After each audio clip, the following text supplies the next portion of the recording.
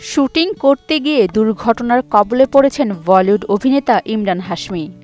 সামাজিক যোগাযোগ মাধ্যমে কিছু ছবি ভাইরাল হয়েছে, যেখানে দেখা যায় চোয়ালের ঠিক নিচে রক্ত গড়িয়ে পড়ছে, অনেকটাই কেটে গেছে। গলার কাছে সাদা ব্যান্ডেজ জড়িয়ে বসে রয়েছেন অভিনেতা। ইদানিং তাকে খুব কম দেখা যায় সিনেমার পর্দায়। আগের তুলনায় কাজের পরিমাণ অনেকটাই কমিয়ে দিয়েছেন।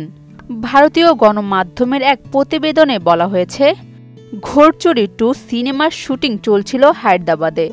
এক অ্যাকশন দৃশ্যে উঁচু এক জায়গা থেকে লাফিয়ে পড়ার দৃশ্য ছিল।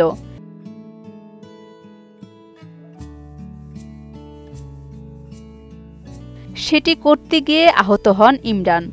গলায় গুরুতর চোট লাগে তার, তবে দ্রুত হাসপাতালে নিয়ে যাওয়া হয়। প্রাথমিক চিকিৎসার পর তাকে ছেড়ে দেওয়া হয়েছে।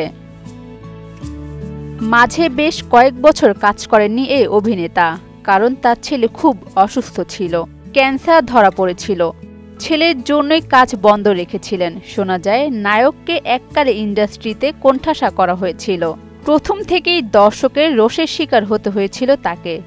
তবে সেই বিষয়ে এবার মুখ খুলেন ইমরান। তিনি মোটেও এ কথা মুখে আনতে চাননি। আসলে তিনি চেয়েছিলেন গিফট বক্স জিততে। কফি উইথ করণ শোতে এসে তিনি র্যাপিড ফায়ার রাউন্ডে এই মন্তব্য করে বিপাকে পড়েছিলেন।